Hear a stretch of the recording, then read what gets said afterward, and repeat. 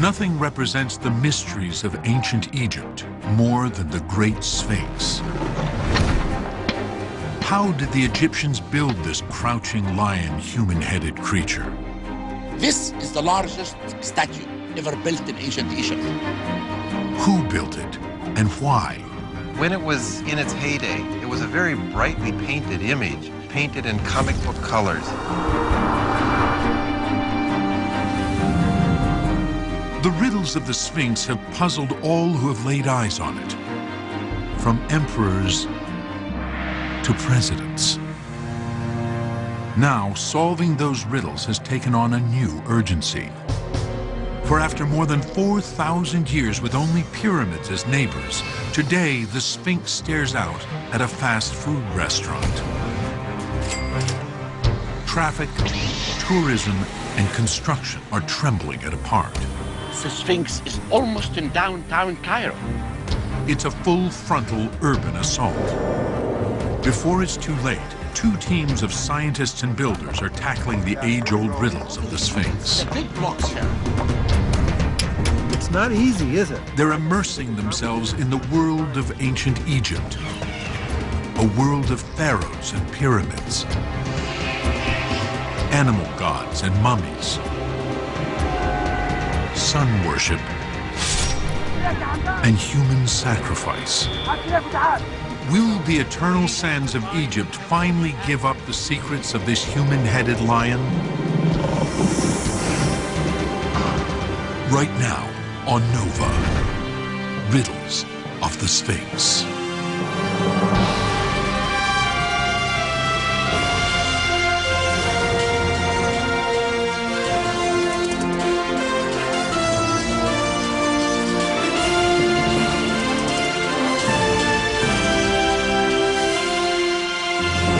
Major funding for NOVA is provided by the following.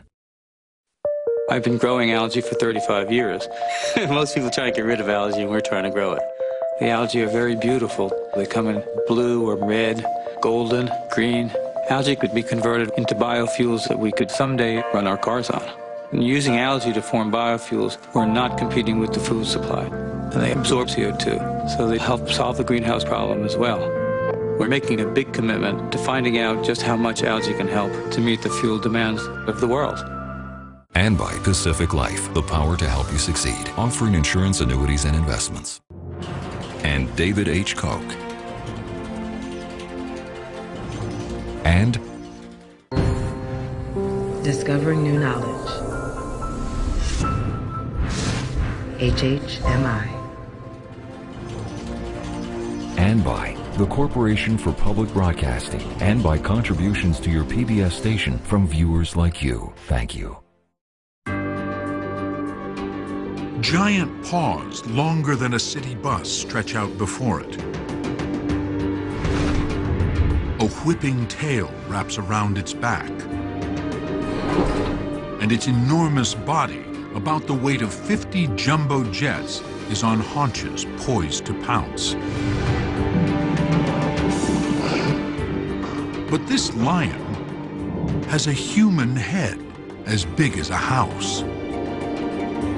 For this is the Great Sphinx. At nearly 240 feet long, almost the length of a football field, and almost 70 feet tall, the height of the White House, the Sphinx is the largest statue in all of Egypt, a land renowned for its oversized monuments. It's here at Giza, home of the Sphinx and the Great Pyramids, where building big really booms. Around 2500 BC, more than 4,000 years ago, the Giza Plateau is a desolate landscape. A visionary pharaoh named Khufu constructs the Great Pyramid. He's followed by his son and then his son's son, who build two more pyramids. Designed as giant tombs to ensure the king's safe passage to the afterlife, The pyramids and their surrounding temples transform an area of the Giza Plateau into a vast city of the dead.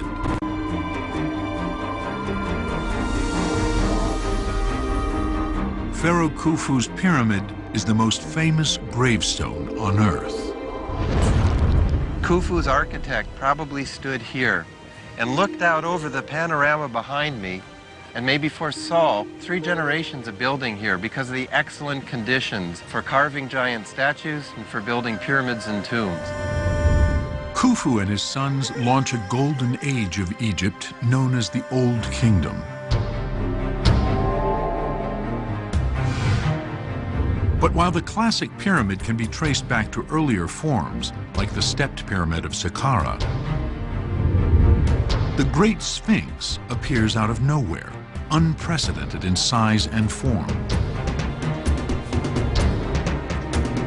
And while inscriptions inside the pyramids reveal who built them, there are no such clues about the origins of the Sphinx.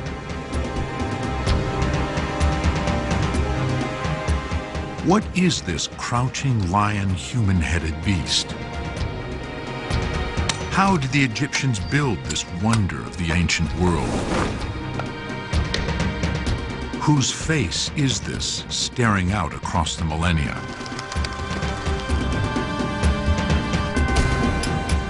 Now, 2 teams tackle these age-old mysteries of the Sphinx. One team of scientists investigates the geology, history, and archaeology of ancient Egypt. Many people who try to look at the Sphinx, they look at it by itself. But you have to look at all the architecture, archaeology, art, inscriptions. You have to look at all of this to explain the function of the Sphinx. Another team of stone carvers will build scaled-down replicas of the Sphinx and its missing nose to shed light on how the ancients carved this wonder of the world. It's near mind-boggling in all of Egypt. Most of the stones carved with just pounding for thousands and thousands of hours. The race is on to unlock the riddles of the Sphinx.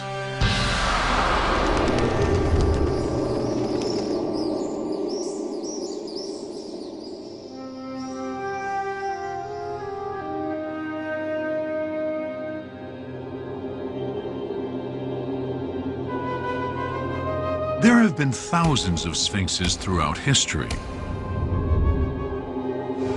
But this Sphinx, the Great Sphinx, is one of the very first and is by far the largest ever built. But this was an age of experimentation. The Sphinx is an experiment. It was something new, something highly unusual. So where did the idea of putting a human head on a lion's body come from?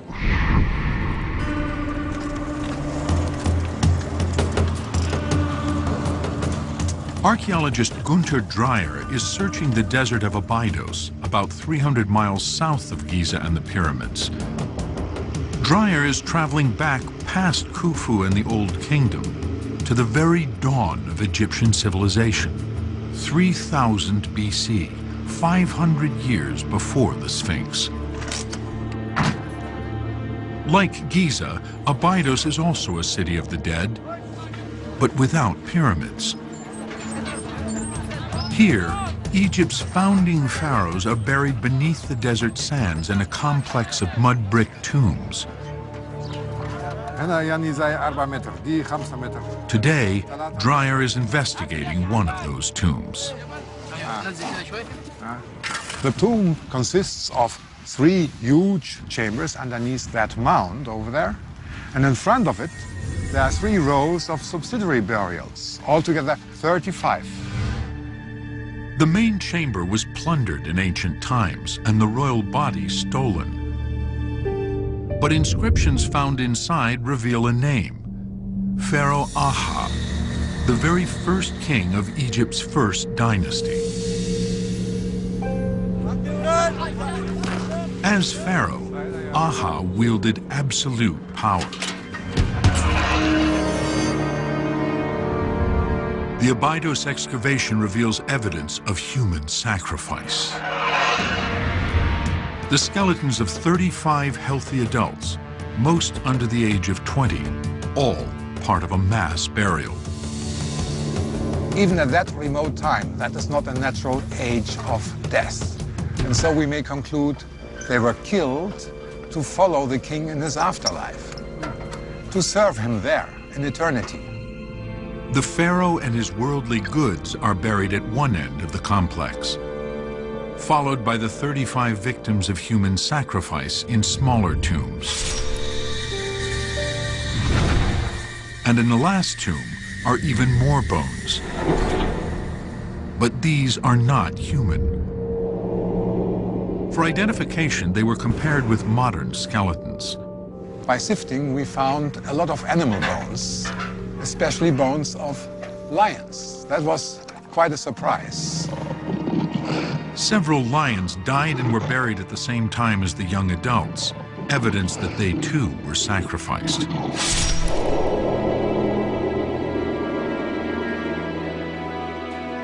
But why were these lions entombed along with the pharaoh? The king identifies himself with the lion to show his power, to express his power. Dreyer's excavations reveal that Egypt's first pharaohs wielded enormous power, enough to command the ritual slaughter of dozens of people. And the lion sacrifices provide the first clue to the meaning of the Sphinx's form. Lions symbolize the power of the pharaoh.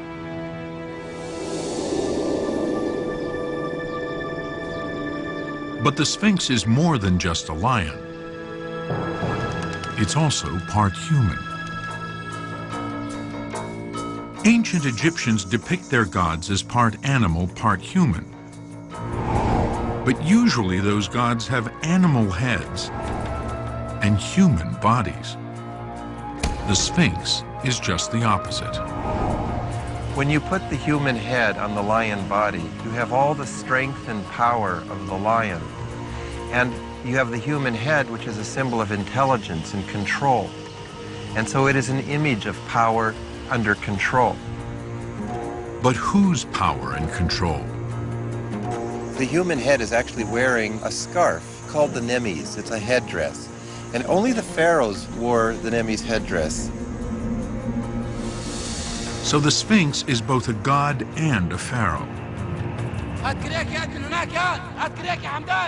And when it came to symbolizing the power of the pharaoh, the bigger, the better. Over the next 500 years, the pharaoh's tombs got more and more massive. From underground burial chambers to above-ground tombs, and from stepped pyramids to the Great Pyramids of Giza.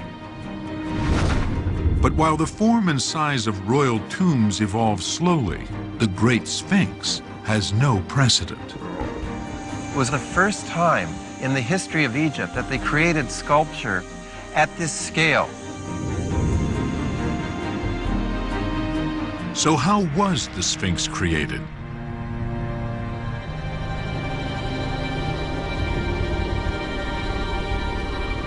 Looking at its paws, it appears to be built with thousands of blocks.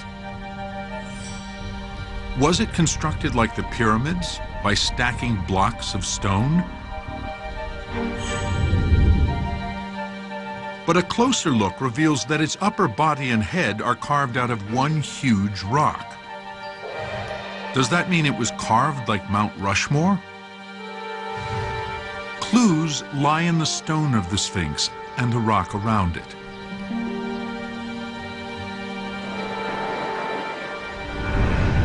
Amazingly, nobody had ever investigated its stones in any detail.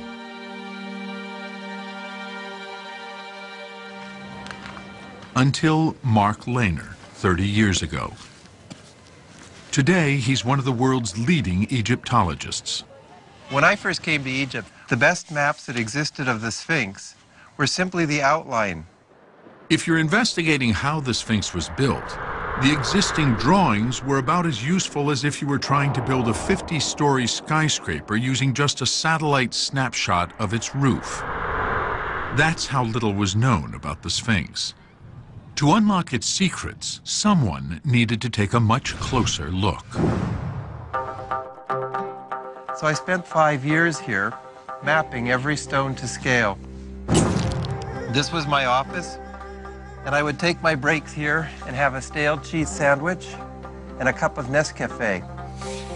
Lehner's mapping gave him an intimate knowledge of the Sphinx, its stone, and the Giza Plateau. To begin with, the Sphinx is made of limestone. Close inspection of the limestone reveals how it was formed. You see a pattern that looks kind of like a brain coral, or almost like a sponge. All the limestone at Giza, including the body of the Sphinx, was once the floor of a sea. It was a seabed. So you have frozen into the stone various elements of seafloor life. Millions of years ago, the Giza Plateau was underwater. Sea creatures and plants died, falling to the bottom. Over time, their remains were compressed to form limestone. But not all limestone is created equal.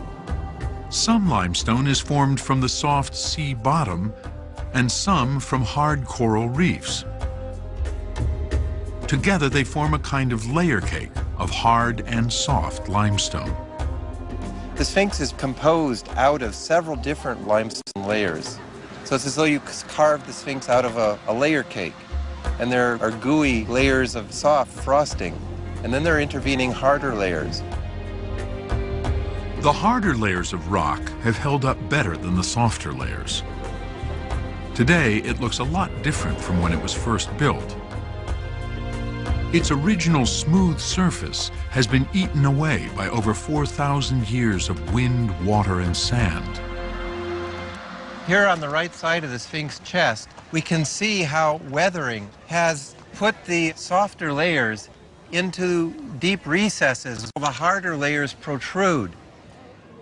To Lehner, this weathering pattern is another important clue as to how the Sphinx was built. Recent restorations obscure this pattern,